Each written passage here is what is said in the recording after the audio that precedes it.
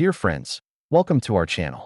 We are very excited to share with you different stories about love and betrayal from around the world. So now, let's begin today's journey of stories. The sound of the door lock turning seemed particularly jarring in the empty house. Emma pushed open the door, dragging her suitcase into the home she had shared with her husband James for 5 years. 6 weeks of Spanish sunshine had added a healthy bronze tone to her skin, and a vacation smile still lingered on her lips. "James," she called out, her voice echoing in the empty room. "I'm back." There was no response. This was unusual. According to their previous agreement, James should have been waiting for her at home. Emma put down her luggage and walked toward the living room, then the kitchen, bedroom, study. Each room was unnaturally tidy, as if no one had lived there. No rumpled sheets on the bed, no cups in the sink. Even James's favorite novel that was always left open on the coffee table was gone. An ominous feeling began to spread in her heart. Back in the living room, she finally noticed the envelope on the coffee table next to her wedding ring, or rather, what had once been her wedding ring. Now it was bent, the metal ring broken into 2 halves. Emma's hands began to tremble as she picked up the envelope and slowly pulled out the letter inside. "Dear Emma," the letter read, in James's familiar handwriting that now seemed so strange. "By the time you read this letter, I will have moved out. I know everything. About you and Thomas, your open marriage lie, and the 6 weeks you spent together.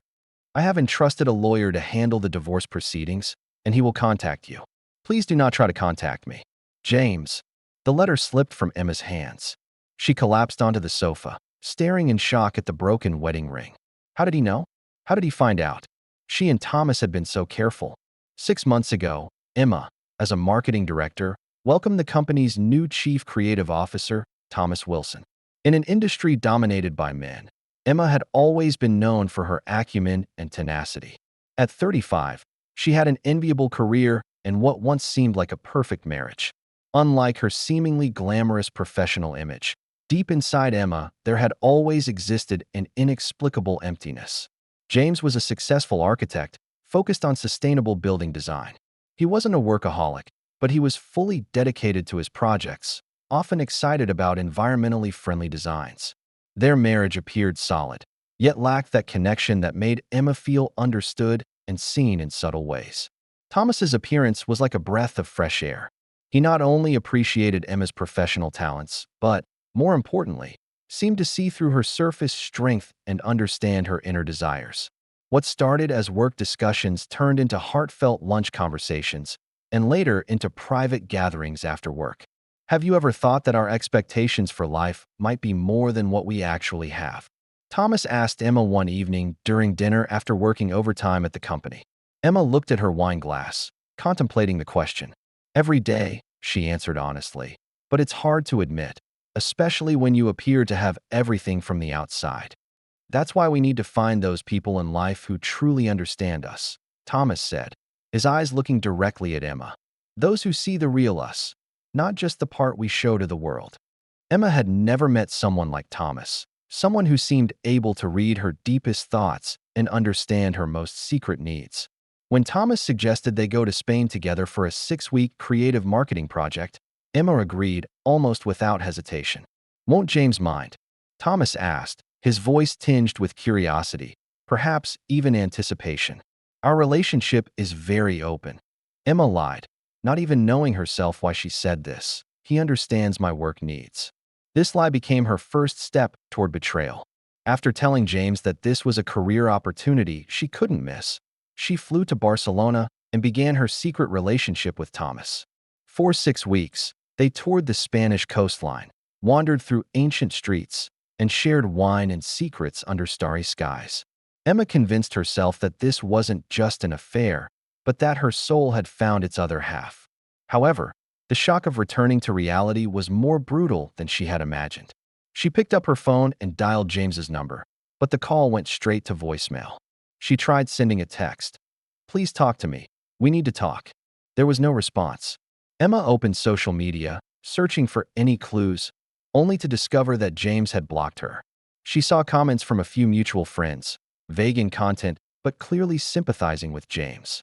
Her heart sank as she realized the news had already spread. That night, She tossed and turned, thinking back to the little details of the past few months, trying to figure out how James had discovered her affair.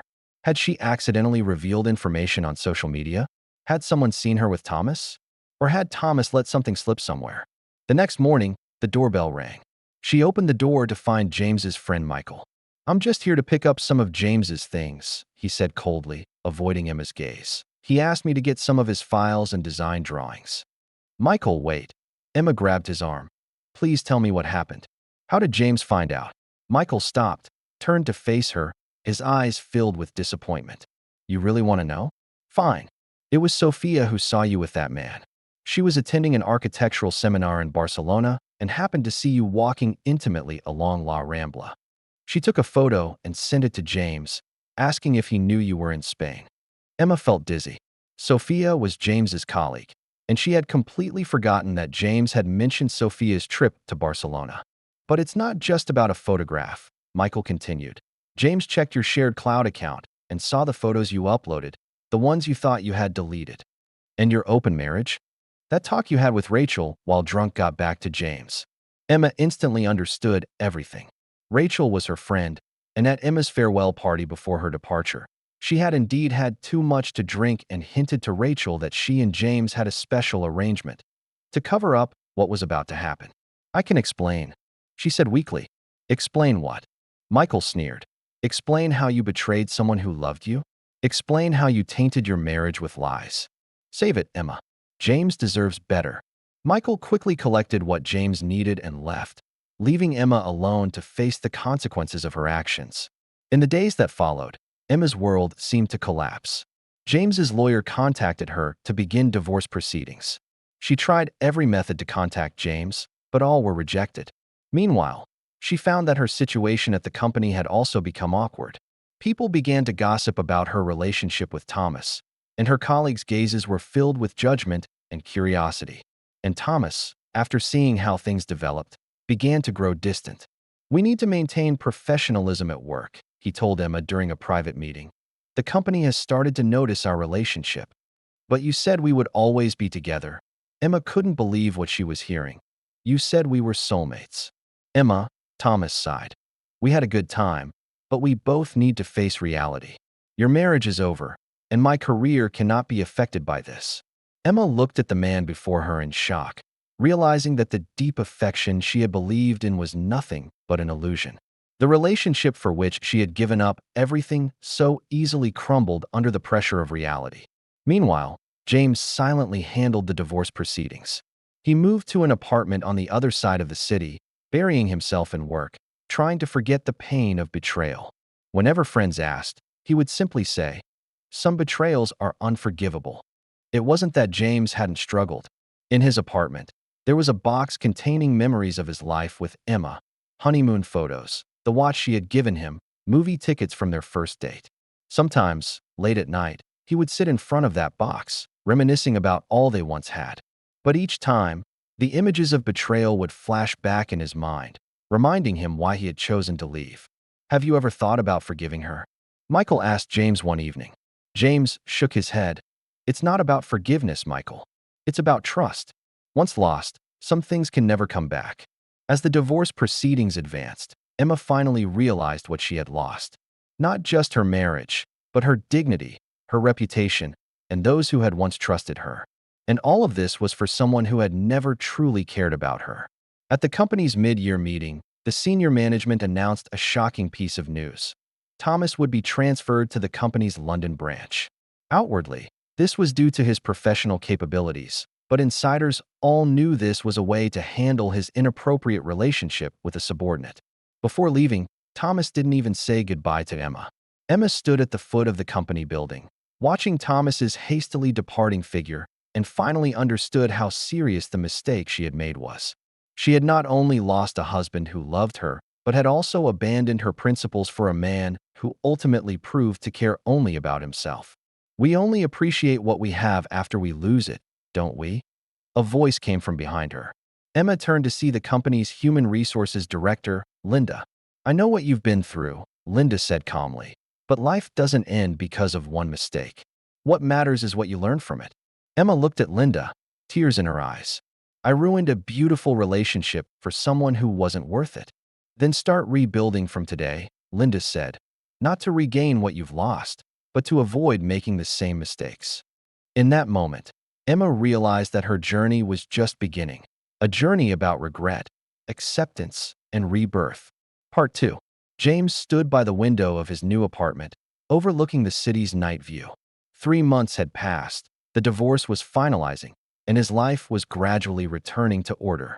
The architectural firm had recently won a bid for a major eco-friendly building project, giving him a new motivation to focus on work. Despite the success at work, a sense of emptiness still existed in his personal life.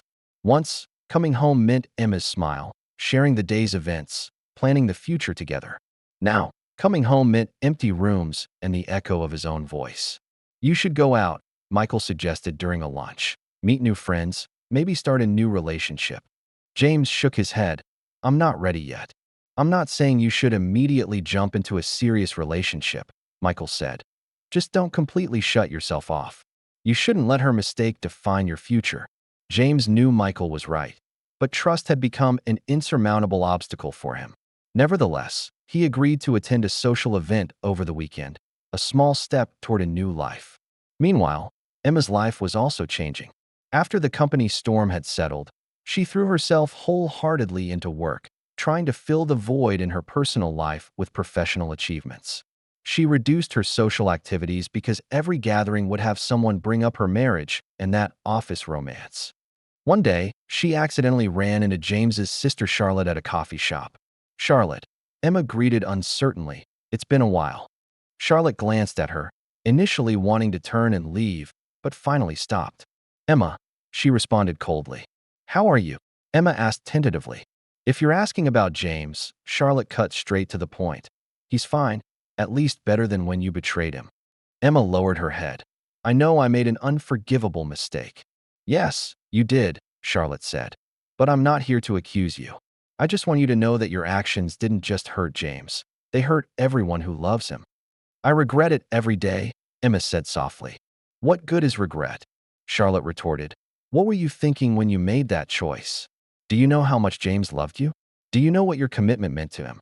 Emma didn't answer, because no answer could make up for the harm she had caused.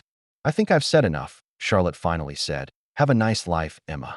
Watching Charlotte walk away, Emma once again felt the widespread impact of her actions. Not just her and James's lives, but the lives of everyone around them had changed because of her choices. Meanwhile, in London, Thomas's new life wasn't as smooth as he had imagined.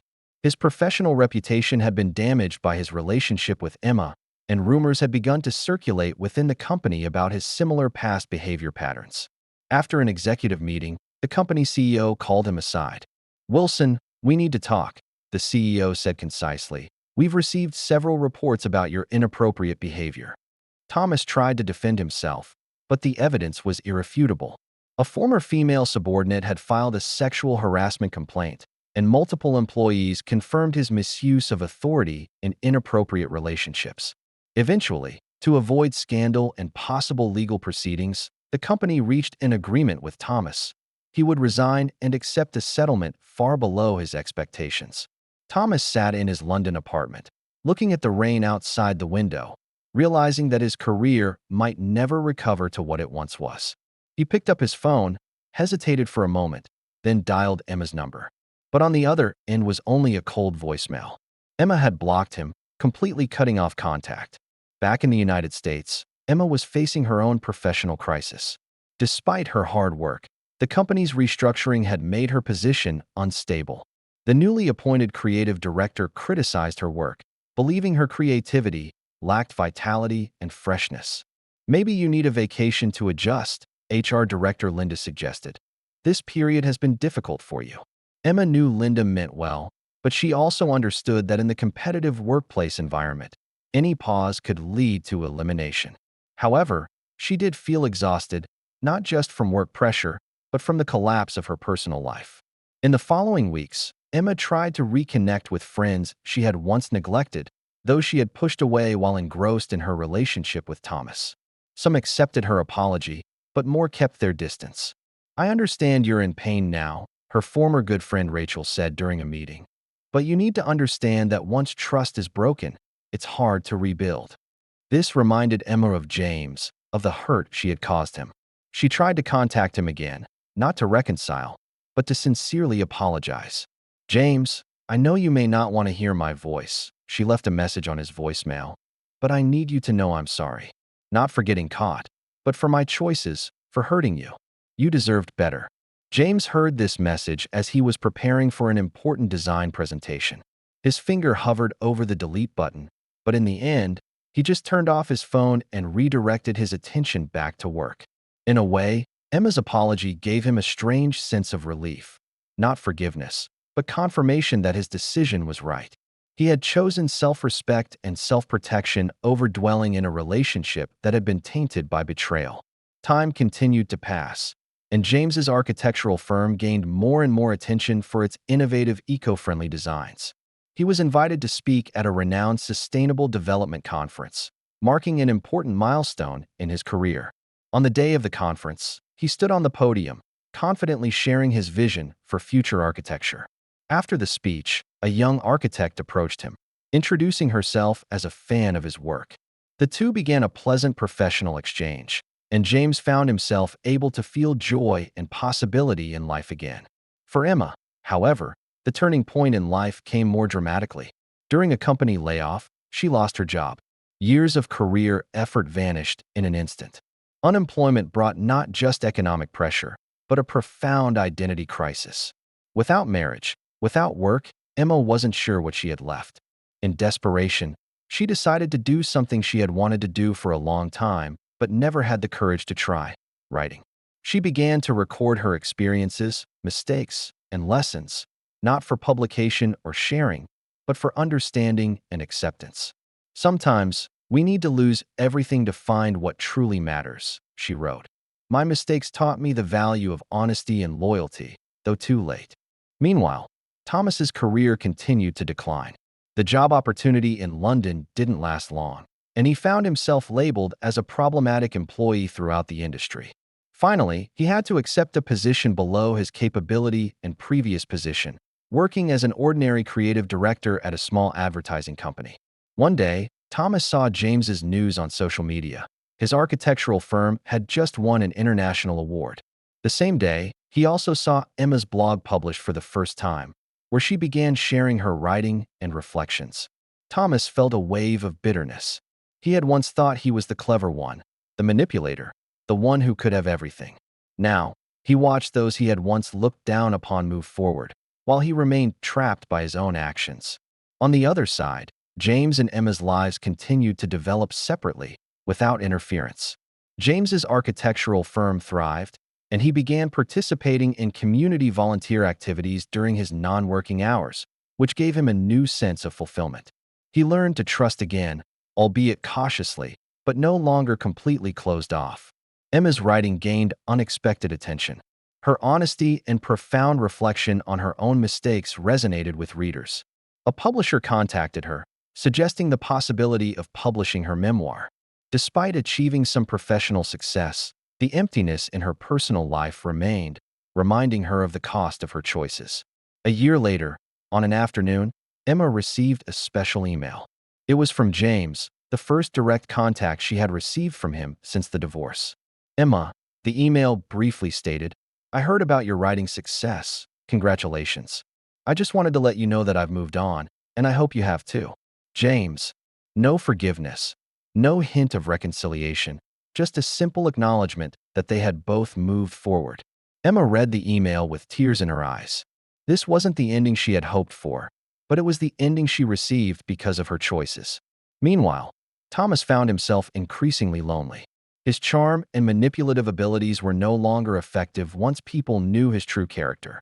He tried to contact past friends and colleagues, but most chose to keep their distance. In a chance encounter, Thomas met a former colleague on the street, who told him that the company had thoroughly reformed its workplace behavior code, using his case as a cautionary example. You know, Wilson, the former colleague said, you might have thought you were just playing a game, but you affected real people's lives. These words deeply stung Thomas. At that moment, for the first time, he truly faced the consequences of his actions, no longer from the perspective of personal gain and loss, but from the perspective of the harm he had caused others. As for Emma, although her writing brought her a degree of professional revival, guilt and regret still followed her like a shadow in her personal life.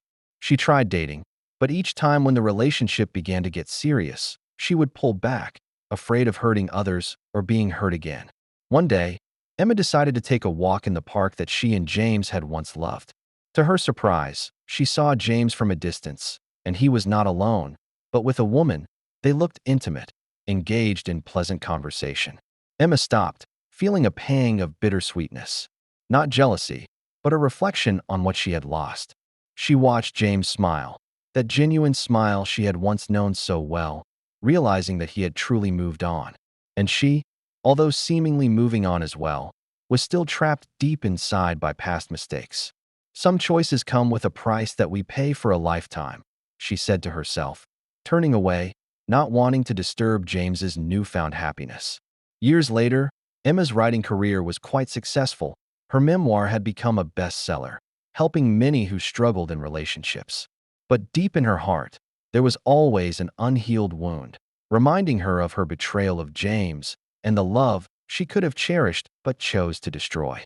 James continued to achieve success in the architectural field, his eco-friendly design philosophy influencing the entire industry.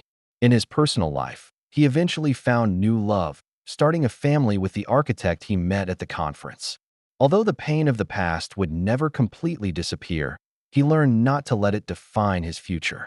As for Thomas, he could never professionally recover to his former glory. More importantly, he lost the ability to manipulate others, as his reputation had spread throughout the industry and beyond. In loneliness and reflection, he finally understood how serious his mistakes were.